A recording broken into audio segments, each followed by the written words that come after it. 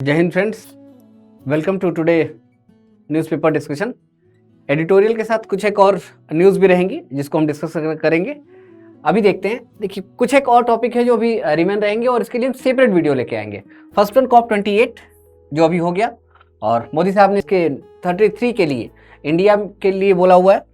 दूसरा डंकी रूट, छोटा टॉपिक है लेकिन IR से रिलेटेड है, इमिग्रेशन से रिलेटेड भी है, थोड़ा सा माइग्रेशन का कॉन्सेप्ट भी यहाँ दिखाया गया है किस तरीके से है, वो भी एक बात आएगी।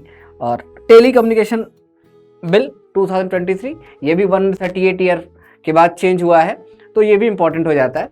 ये तीनों सेपरेट वीडियो रहेंगे। ये वाला जो टॉपिक है, Lok Sabha pass bill to replace British era criminal law, एक आपको ओवरव्यू यहाँ मिल जाएगा, एक कंप्रिहेंसिव वीडियो एडिशनल पड़ेगा, मीन्स इसी का पार्ट है। तो आज केवल जो अभी बातें डिस्कशन में चल रही, एनालिटिकल जितने कॉन्सेप्ट आएंगे वो एक दो दिन के बाद थोड़ा सा चीज़ें शांत हो जाए और एक बार कंप्रिहेंसिव वे में बन जाए, फिर ये उसको हम डिस्कस कर लेंगे यहाँ से। अभी कल जो ये बिल आया लोकसभा में पास हुआ, इसे ये कहा गया है, पहला इसमें पॉइंट है कि 100 ईयर्स के लिए वर्क करेगा। अब ये 100 ईयर वाली बात क्यों कही जा रही है, इसको देखने की ज़रूरत है। इस बात का जो आंसर छिपा हुआ है ये इसके नेम में छिपा हुआ है। देखिए, भारतीय न्याय संहिता बिल BNSS, ये किसको रिप्लेस करेगा? इंडियन पिनल कोड 1816 को, 1860 का इंडियन पिनल कोड उसको। फिर भारतीय साक्ष्य बिल किसको? इंडियन एविडेंस एक्ट 1872 को। और उसके बाद भारतीय नागरिक सुरक्षा संहिता बिल, ये है कोड ऑफ क्रिमिनल प्रोसीजर 1898 को। तो अराउंड 100 ईयर्स से पुराने हैं सारे, इनको रिप्लेस किया जाएगा। और ये सारे जो नेम हैं वो इंडियन नेम है, हिंदी संस्कृत जस्ट हिंदी है का जो नेम यूज किया गया है। यहाँ से एक सवाल ये भी है कि आखिर इस तरीके के नेम रखने की जरूरत क्या पड़ी और नेम में क्या रखा है, ये भी एक डिबेट है।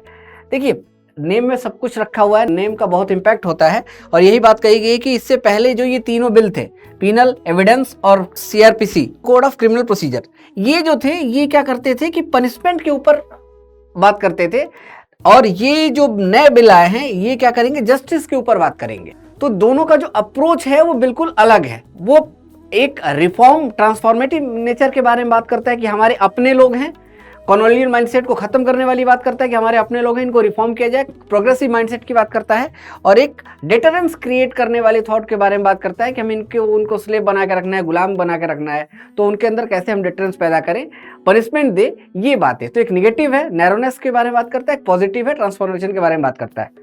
तो इस चीज़ को रखिएगा। सेकंड इसलिए है कि इसके पहले मानसून सेशन में आ गया, मानसून सेशन के आने के बाद पार्लियामेंट्री कमेटी की रिकमेंडेशंस के लिए ये गया, पार्लियामेंट्री कमेटी की जितनी रिकमेंडेशंस आई उन सबको अमेंड कर लिया गया और उस अमेंडमेंट के बाद इसे लाया गया, इसी वजह से इसको सेकंड कहा जा रहा है। अब इसमें कुछ चीज़ें नई भी हैं। पहली बार टेररिज्म को डिफाइन किया गया है। देखिए, वर्ल्ड ऑर्डर में अब तक दुनिया इस बात से एकमत नहीं हो पाई कि टेररिज्म की जो डिफिनीशन होगी वो क्या होगी, लेकिन यहाँ टेररिज्म के बारे में इंडिया ने अपने कंट्री लॉ के इनकॉर्पोरेट कर दिए। बहुत बड़ी चीज़ है कंट्री लॉ के अंदर इंप्लीमेंट करने का एडवांटेज। अगर आप इंटरनेशनल लॉ के हिसाब से देखें तो वर्ल्ड ऑर्डर का जो डोमिनेशन होता है और रिलेशन होता है वो इंटरनेशनल लॉ से चलता है, लेकिन जो रियल इम्पैक्ट और पावरफुल जो लॉ होंगे वो कंट्री लॉ होंगे।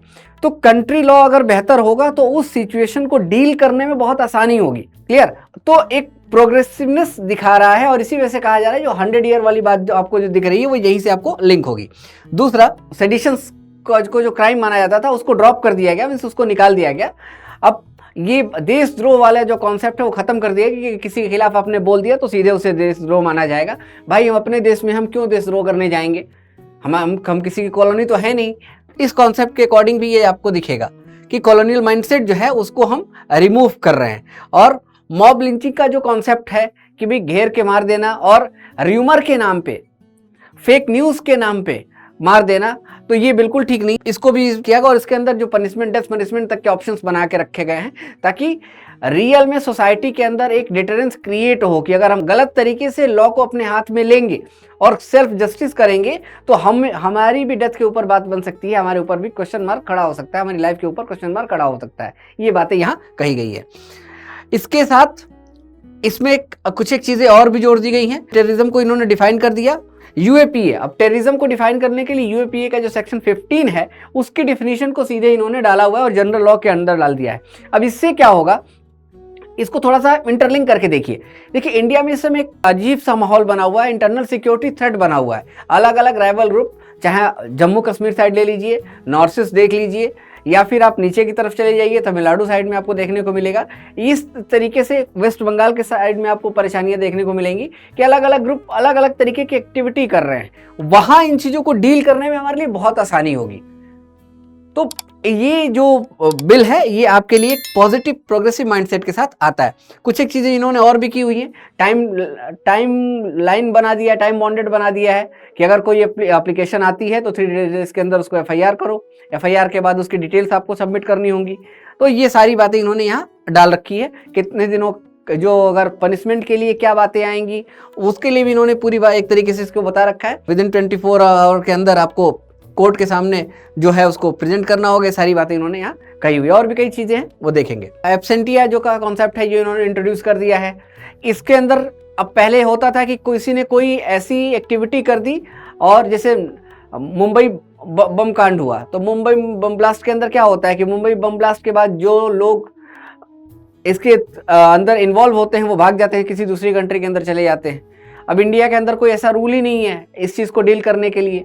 और भी तरीके के जो फाइनेंशियल क्राइम है, जैसे नीरव मोदी का केस आपको मिलेगा, माल्या का केस मिलेगा, ऐसी सिचुएशंस के लिए इसमें प्रोसीजर्स डिफाइन कर दिए गए कि ट्रायल इन एब्सेंसिया का कॉन्सेप्ट ये कहता है कि ट्रायल होगा, अगर कोई 90 डेज के अंदर प्रेजेंट नहीं होता है तो उसको एब्सेंटिया घोषित कर देंगे, और जो कोर्ट के बाद उसके लिए उसको लाने के लिए जो उस कंट्री के साथ जो प्रत्यार्पण संधि जिसको हम बोलते हैं उसके अकॉर्डिंग हम उस पर एक्स्ट्राडिशन के लिए हम वर्क करेंगे, ये बात उस पर कही गई है।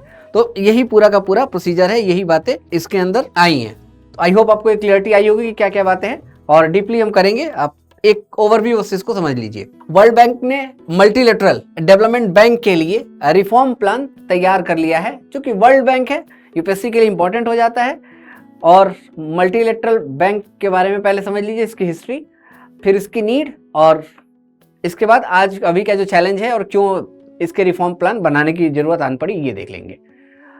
सेकेंड वर्ल्ड वॉर के बाद यूरोप जो है पूरी तरीके से डिस्ट्रॉय हो गया, तो इसको रिस्टोर करने के लिए, रिहेबिटेशन प्रोवाइड करने के लिए 2 बैंक, वर्ल्ड बैंक बना और वर्ल्ड बैंक के साथ आईएमएफ बनता है। अब इन बैंकों के साथ जो मल्टीलेटरल बैंक का जो कॉन्सेप्ट है वो ये कहता है कि बड़े अमाउंट को देने के लिए और बहुत मिनिमम लोन, मिनिमम इंटरेस्ट पे इनको दिया जाए, ताकि वो अपने कंट्री के अंदर इंफ्रा, एजुकेशन, है ना, इन्वायरमेंटल रिलेटेड जो चीज़ें हैं, ये इस तरीके की जो एजुकेशन है, एनर्जी है, इसके ऊपर वो काम कर पाए। इसके लिए मल्टीलेटरल बैंक को इस्टेब्लिश किया गया, और मल्टीलेटरल बैंक का जो काम यही है। The African development bank, the Asian development bank, और भी इस तरीके के बैंक आपको देखने को मिलेंगे जो मल्टीलेटरल डेवलपमेंट बैंक के कैटेगरी में फॉल करते हैं, उसके अंदर बिलोंग करते हैं। अब बात है कि G20 की प्रेसिडेंसी जब हुई थी तब भी ये बात रखी गई थी कि जब इंडिया में ये बात आई कि मल्टीलेटरल बैंक को फिर से रिफॉर्म करने की नीड आ रही है, क्योंकि अब वर्ल्ड ऑर्डर के जो चैलेंजेस हैं वो बदले हैं। देखिए यूरोप के अंदर भी ग्रीस के ऊपर कंसर्न आया, फिर ब्रिटेन के ऊपर बात आई, अभी स्पेन के ऊपर चैलेंज चल रहा है। वर्ल्ड में अफ्रीकन कंट्रीज को देखें, वहाँ भी ज़रूरत है।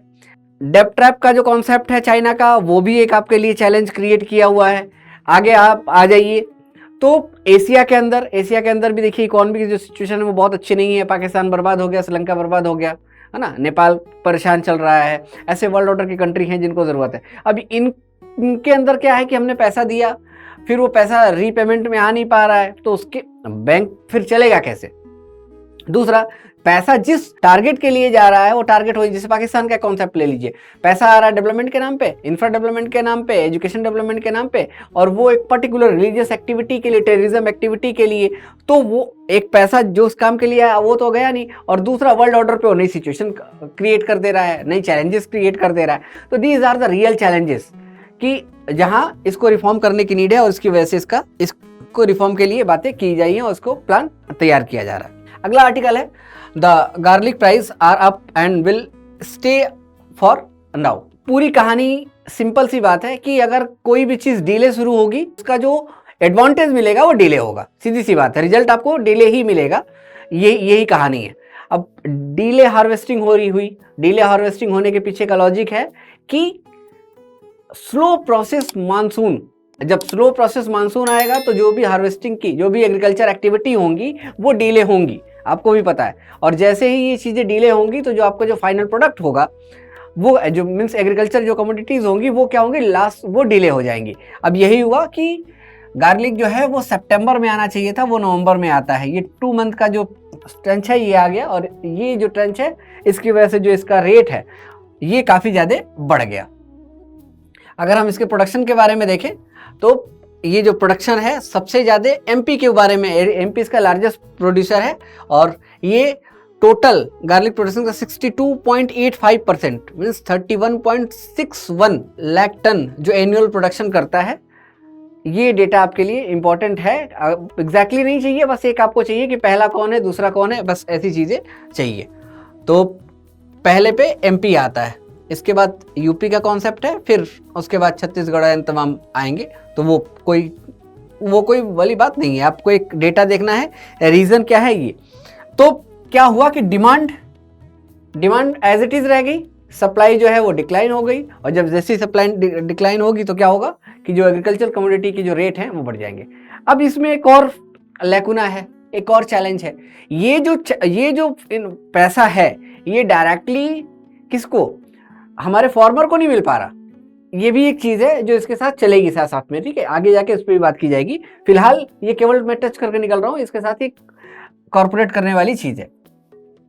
कल ये एक आर्टिकल आया था, इंडिया इथेनॉल काउंड्रम से रिलेटेड बातें आई थी, और इसमें भी कहा गया था कि जो इथेनॉल की ब्लेंडिंग के लिए हम बात करते हैं, जिसको हमने इंक्रीज कर दिया है 20% तक, उसके अंदर हम शुगर केन और कॉर्न को मिलाने के बारे में बात कर रहे हैं। अब इन कॉर्न की डिमांड को देखें तो देखिए, नॉर्मल लाइफ के लिए आपको यूज़ है, ऊपर से एनिमल के लिए आपको यूज़ है कॉर्न का।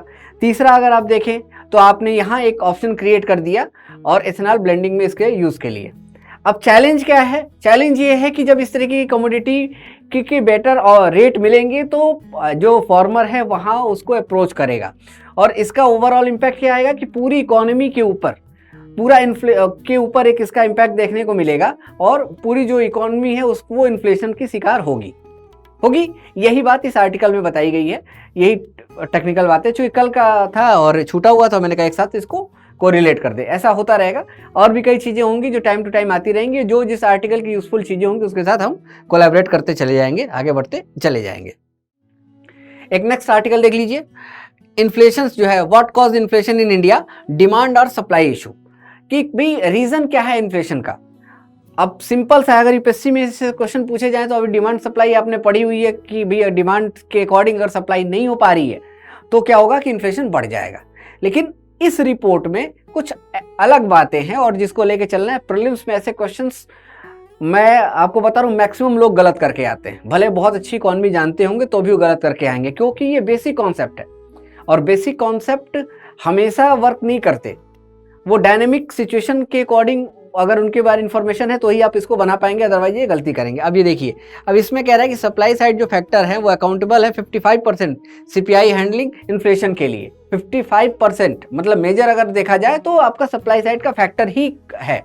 इससे रिलेटेड इन्होंने बात की है। ये देखिए ग्राफ, ये जो आपको हल्की लाइनें दिखेंगी स्काई ब्लू में, ये सप्लाई है, और जो डार्क मिलेगी वो डिमांड है। तो जितनी एग्रीकल्चर कमोडिटी आपको देखने को मिलेगी, पल्स है, वेजिटेबल है, फ्रूट्स है, ये सारी चीज़ें ना, इनके अंदर क्या है कि इनकी जो सप्लाई है ज़्यादा है, फिर भी इनके रेट भी जाते हैं। आपको दिखेगा इन्फ्लेशन बढ़ा हुआ है, आप मिलेगा। और 3 चीज़ों के बारे में कि जो नॉन अल्कोहलिक बेवरेज हैं, और house hold goods and services हैं, और पर्सनल केयर वाले जो आइटम हैं, इनका क्या है, इनकी जो है डिमांड ज़्यादा है, तो ये डिमांड फैक्टर पे यहाँ काम कर रही है। तो और ऑलमोस्ट सारे जो है ये सप्लाई फैक्टर पे काम कर रहे हैं, और उसकी वजह से इनका जो रेट है वो बढ़ा हुआ है। इसमें 3 फैक्टर एक्सटर्नल, 2-3 फैक्टर और भी हैं। एक तो ये है कि जब पेंडेमिक सिचुएशन आई थी तो उस समय जो हम वैक्सीनेशन का समय था वो तेज़ी से रिकवरी हुई, वहाँ से तेज़ी से हम बढ़े, वो भी एक रीज़न यहाँ आता है। दूसरा इन्होंने बताया हुआ है रसिया यूक्रेन कन्फ्लिक्ट, इसकी वजह से भी चैलेंज आया, और वर्ल्ड ऑर्डर पे ये चेंजेस, सप्लाई चेंज जो थी वो ब्रेक होती है, उसका जो प्राइस प्रेशर है वो झेल रही होती है। और सीधा से इन्होंने इसी बात को आगे बढ़ाते हुए बताया हुआ है कि जो ये डाइवर्स है, इन्फ्लेशन का जो कॉन्सेप्ट है काफ़ी डाइवर्स है। ऐसी चीज़ें रहेंगी। सप्लाई के साथ भी चैलेंजेस हो रहे हैं और उसकी वजह से जो रेट है वो बढ़ रहा है। अब सिंपल, अगर प्राइस और क्वांटिटी अगर अपोजिट डायरेक्शन में होंगे तो क्या होगा? अगर प्राइस और क्वांटिटी अपोजिट डायरेक्शन में जाएंगे तो क्या होगा कि एक आप देखेंगे कि जो अनएक्सपेक्टेड जो चेंजेस आपको देखने को मिल रहे हैं वो दिखेंगे, और इसी तरीके से थोड़ी सी ये कंट्रोवर्शियल चीज़ें क्रिएट हो जाती हैं। तो आपको जानना है, समझना है। मैंने आपको पूरी बातें समझा दी कि इस पूरे आर्टिकल में क्या बातें आपको बताई गई। ऐसे फिगर की बहुत नीड नहीं है, इसीलिए इसको बहुत एक्सप्लेन या समझने की ज़रूरत नहीं है।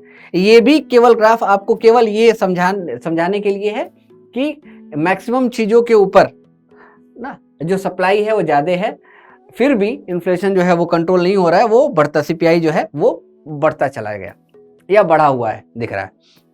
नेक्स्ट आर्टिकल देखिए, डिसइन्फ्लेशन से रिलेटेड है, और आरबीआई को बार बार क्रिटिसाइज किया जा रहा है कि बैंक भी बोल रहे हैं और तमाम तरह कंपनियां भी कह रही है कि आरबीआई जो अपनी रेपो रेट है वो उसको वो घटा नहीं रही है, जो पहले से चला आ रहा है वो स्टेबल रखा हुआ है। अब अगर वो घटेगा नहीं तो क्या होगा कि बैंक मार्केट के अंदर जो पैसा है वो उसका जो वो ज़्यादा नहीं जा पाएगा, लोन लोग नहीं ज़्यादा नहीं लेंगे तो फिर मार्केट जो इन्फ्लुएंस नहीं हो पाएगा, मार्केट मूवमेंट नहीं बहुत तेज़ी से हो पाएगा। प्राइवेट कंपनियां और बैंक यही चाहते हैं कि अगर हमको सहूलियत मिले, ज़्यादा लोन बांटे, लेकिन आरबीआई तो इस बात के लिए सुनने के लिए नहीं तैयार है। तो रीज़न क्या है, यही बात इसमें बताई गई है। इसको एक ग्राफ के माध्यम से समझते हैं, ऐसे आपको चीज़ें नहीं समझ में आएंगी। देखिए सीपीआई है आपका, सीपीआई के अंदर हमने 0 से इसकी शुरुआत करी, 1 2 3, ये 0 से बढ़ता हुआ हम यहाँ टॉप पे पहुंचे, और टॉप के बाद हमने ये डिक्लाइन होना शुरू हो गया, ये दिख रहा है आपको, ये डिक्लाइन हो गया। तो ये रेट ऑफ इन्फ्लेशन जो है ये डिसइन्फ्लेशन का में जाएगा, इसको बोलते हैं डिसइन्फ्लेशन। और जब इस 0 के नीचे जाना शुरू हो जाएगा तो क्या होगा, इसको बोलते हैं डिफ्लेशन। यही बात है। अब आरबीआई एक बात कह रही है कि जब तक हमको पैटर्न नहीं दिख जाएगा डिसइन्फ्लेशन का, पैटर्न मीन्स एक नहीं 2 3 जो क्वार्टर अगर हमें देखने को मिलेंगे तो ही हम रेपो रेट के अंदर चेंजेस करेंगे, अदरवाइज नहीं करेंगे। इट मीन्स कि कुछ देर के लिए, कुछ दिनों के लिए तो चेंजेस हो रहे हैं, लग रहा है कि घट रहा है, लेकिन फिर वो ऑटोमेटिक ऊपर की तरफ बढ़ जा रहा है, और इस वजह से जो इन्फ्लेशन है वो मेंटेन रह रहा है। क्लियर? इन्फ्लेशन बहुत हाई नहीं होना चाहिए। क्यों नहीं हाई होना चाहिए आपको भी पता है, नहीं है तो आगे के टॉपिक में उसको डिस्कस करेंगे। ये आपको आई थिंक क्लियर होगा। कोई और अगर कोई बात नहीं समझ में आई होगी बिल्कुल आप हमसे पूछिए, फिर हम इसको और डीपली डिस्कस कर देंगे। नेक्स्ट आर्टिकल देख लीजिए, India defence busting and point of deterrence. अच्छा आर्टिकल है। इंडिया के डिफेंस बजट के बारे में बात की गई है, और एक बात इसमें कहना चाह रहा है राइटर कि भाई इतना तो बजट रखो कि अगर जरूरत पड़े तो इंडिया डिटरेंस क्रिएट कर पाए। मीन्स हम 2 वे फ्रंट वॉर की सिचुएशन में खड़े हैं, दोनों साइड से, पाकिस्तान और पाकिस्तान का ताऊ चाइना, दोनों जब सेम फ्रंट पे वॉर होगी, एक बार जब फ्रंट खुलेगा तो 2 साइड फ्रंट ओपन होगा। इसको लेके इंडियन डिफेंस है वो इस बात के लिए बिल्कुल 100% है कि जब भी होगा दोनों साइड से होना है। इसी को ये बात कह रहे हैं कि भाई आप तो ये देख रहे हो कि चैलेंजेस है और ये सर पे बना हुआ है। वर्ल्ड ऑर्डर की जो आप चैलेंजेस देखो तो तमाम तरीके के चैलेंजेस दिख रहे हैं। नॉर्थ साउथ कोरिया का कन्फ्लिक्ट आपको देखने को मिल रहा है, नॉर्थ कोरिया जापान का कन्फ्लिक्ट आपको देखने को मिल रहा है, क्वाड का फॉर्मेशन आप कर रहे हो, हाँ इंडियन ओशन में पैसिफिक के लिए भी आप कर रहे हो, यहाँ साउथ चाइना सी में भी अपनी प्रेजेंस आप दिखा रहे हो। चाइना का कंसर्न हर तरीके से बढ़ता रहा है, चाइना ताइवान कंसर्न है, आपके साथ पाकिस्तान का कंसर्न है।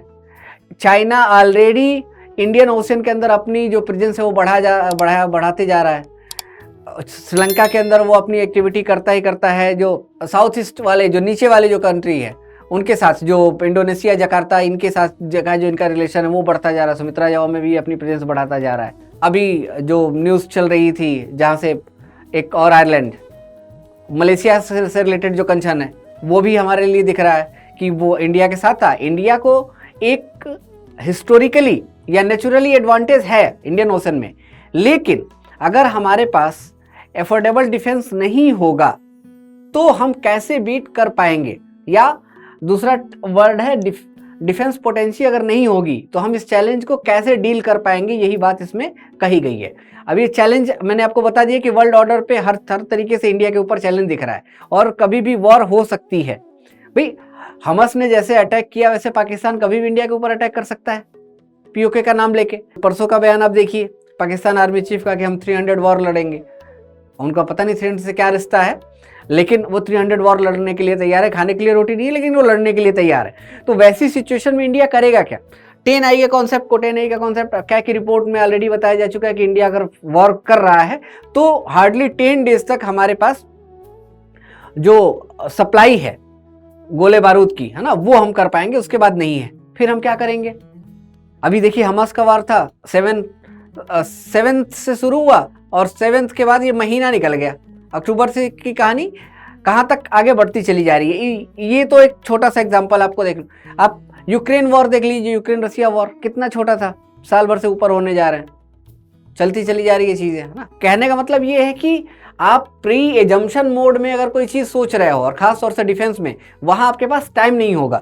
इन्होंने लॉजिकल भी कई बातें कही हुई है कि बजट जो एलोकेशन है इसको बढ़ाने की जरूरत है। एक इन्होंने डेटा दिया हुआ है कि 2012-13 में 16.4% हम एलोकेशन कर रहे थे गवर्नमेंट एक्सपेंडिचर का, जो डिक्लाइन हुआ, और 2020-23 में 13.3% बात जो है हम एलोकेशन कर रहे हैं। और इस हिसाब से हम करेंगे तो अगले 10 साल लग जाएगा हमको जितनी डिमांड है इंडिया डिफेंस सेक्टर की उसको मिट आउट करने में।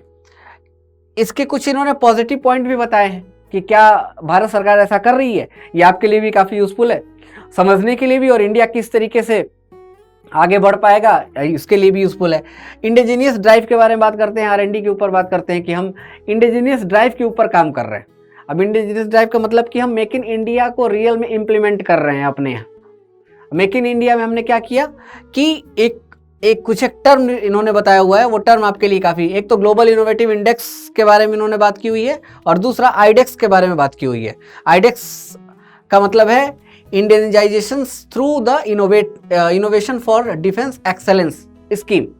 इसका मतलब ये है कि हम जो इंडिया के अंदर जो सर्विस स्पेसिफिक जो वर्क करने के लिए हम इंडिजीनियस चीज़ों को हम प्रमोट कर रहे हैं। जैसे पिनाका रॉकेट लॉन्चर आप देख लीजिए ना, तेजस आप देख लीजिए, ब्रह्मोस के नए नए वर्जन देख लीजिए, आकाश देख लीजिए, ये क्या है, सारे इंडिजीनियस हम चीज़ों को डेवलप करते जा रहे हैं। इन्होंने इसमें ही आगे बात की कि हमने रिस्ट्रक्चर किया हुआ है किसको, ऑर्डिनेंस फैक्ट्री के बोर्ड्स को। ये भी ठीक है, क्योंकि अगर हमारे ऑर्डिनेंस फैक्ट्री बेहतर वर्क कर रही होती तो हमारे पास तमाम तरीके की इंडिजीनियस चीज़ें होती, लेकिन ये तो हुआ ही नहीं। तो यहाँ हमें रिस्ट्रक्चर करने की ज़रूरत है। प्राइवेट सेक्टर अगर इसके अंदर इंक्लूड करेंगे, लोग आएंगे तो वो काम करेंगे और फिर वो हमको रिजल्ट देंगे भी। आगे इन्होंने बात की हुई है कि जो negative list for import still बना हुआ है। नेगेटिव लिस्ट इंपोर्ट का क्या कॉन्सेप्ट है, हमने अराउंड 760 आइटम्स, 752 आइटम्स को हमने बैन कर दिया है कि हम इसे दूसरी कंट्री से नहीं लेंगे, किसी दूसरी कंट्री से हमें नहीं लेना इसे। तो अब क्या होगा, अब इंडिया के अंदर जो डिमांड है इसके लिए इंडियन कंपनी वर्क करेंगी, फॉरेन की जो कंपनी है हमने FDI को ओपन किया हुआ है वो इंडिया में आके इन्वेस्ट करेंगी, इंडिया में वर्क करेंगी और इंडिया की डिमांड को फुलफिल करेंगी। क्लियर? तो मेक इन इंडिया भी प्रमोट हुआ, हमारे इंडिजीनियस जो आइटम्स हैं वो प्रमोट हो रहे हैं, हमारे R&D को फ़ायदा मिल रहा है, हमें यहाँ जॉब क्रिएट हो रही है, हम ज़्यादा स्ट्रेंथन हमें मिल रहा है और हम वर्ल्ड ऑर्डर पे अपने इक्विपमेंट के लिए भी जाने जा रहे हैं। देखिए आर्मेनिया को हमने बेचा, ठीक है, ऐसे ही हम फिलीपींस को बेचने की बात कर रहे हैं। तो ऐसे तमाम और भी वर्ल्ड ऑर्डर के कंट्रीज़ हैं जिनको हम अपने आइटम्स बेचने के लिए बात कर रहे हैं, तो वहाँ से ये चीज़ें बढ़ रही हैं। तो ये बात इसमें कही गई है। कुछ एक इन्होंने बात की कि ग्लोबल इनोवेशन इंडेक्स में हम 0.7% टोटल जो अपने GDP का हम कंट्रीब्यूशन डाल रहे हैं, 53rd रैंक आ रही है, जबकि चाइना और ये जो कंट्री है ये 2.7 से भी ज़्यादा डाल रहे हैं। तो इसका मतलब ये कि हमें R&D के ऊपर बहुत ज़्यादा खर्च करने की ज़रूरत है, अदरवाइज हम बहुत पीछे छूट जाएंगे। तो ये बात इन्होंने कही हुई, यही पूरी बात है कि डिटरेंस क्रिएट करने के लिए केवल एटॉमिक बम, हाइड्रोजन बम की ही नीड नहीं है, हमें उसको वहाँ तक पहुँचने के लिए जो कैरियर हैं। अब हाँ, इन्होंने ड्रोन के लिए भी एक बहुत अच्छा एग्जाम्पल दिया हुआ है कि इंडिया ने ड्रोन के लिए बाबा मेहर सिंह कंपटीशन कराया, ठीक है, जो IMF को, इंडियन एयरफोर्स को जो ड्रोन प्रोवाइड किया जाएगा इस कंपटीशन के थ्रू। तो ऐसे बहुत से काम किए जा रहे हैं, ये हमारे लिए बेहतर है, लेकिन इसको और स्पीड अप करने की ज़रूरत है, ये ज़रूरी है। और अगर किसी चीज़ की ज़रूरत है जो हम, जैसे राफेल हम नहीं बना पाएंगे, तो जो अगर हमें राफेल 5th जनरेशन के एयरक्राफ्ट की नीड है तो हम उसको ले लें, ठीक है, ये इन्होंने नहीं बात कही है, इसका एडिशनल एक टॉपिक है, उसमें मैं आपको बता दे रहा हूँ कि जो हम नहीं कर पा रहे हैं, हम टू वे वर्क करें। एक तो इंडिजिनियस चीज़ों को हम प्रमोट करें, और जो हमको लग रहा है कि हमें वो हम अभी नहीं कर पाएंगे, लेकिन उसकी वजह से हमारी जो डिटरेंस है वो नहीं क्रिएट हो पाएगी, तो उसकी हम सप्लाई ले लें, हार्ड एडमेंट ना बने, ये ज़रूरी है ओपन माइंडसेट से। और उसके भी कई तरीके हैं कि भाई आप हमारे यहाँ इतना इन्वेस्ट करिए या टेक्नोलॉजी ट्रांसफ़र के मोड में आइए, तो वो हमारे लिए बेहतर होगा। इंडिया में जॉब भी जनरेट होगी, इंडिया पीसफुल कंट्री भी है। इंडिया के लिए तो कई तरीके के एडवांटेज हैं। एक तो लोकेलिटी, इसकी जो लोकेशन है वो बहुत प्राइम है। दूसरा, इंडिया का जो नेचर है वो वर्ल्ड ऑर्डर पे चाइना की तरह हम अनरिलायबल नहीं, हम फुली रिलायबल कंट्री हैं, हम पीस को मानने वाले कंट्री हैं। तो हमारे पास कोई ऐसा वेपन आएगा तो हम किसी के ऊपर मिसयूज नहीं करेंगे। इस तरीके की चीज़ों को स्ट्रेंथन करने की ज़रूरत है, जिससे हम अपनी डिटरेंस को बेहतर कर पाएँ। तो आई होप आपको चीज़ें समझ में आई होंगी और आप इंजॉय किए होंगे। कंटिन्यू रहिए, कंटिन्यू चीज़ें आपको मिलती रहेंगी। Thank you so much, God bless you all.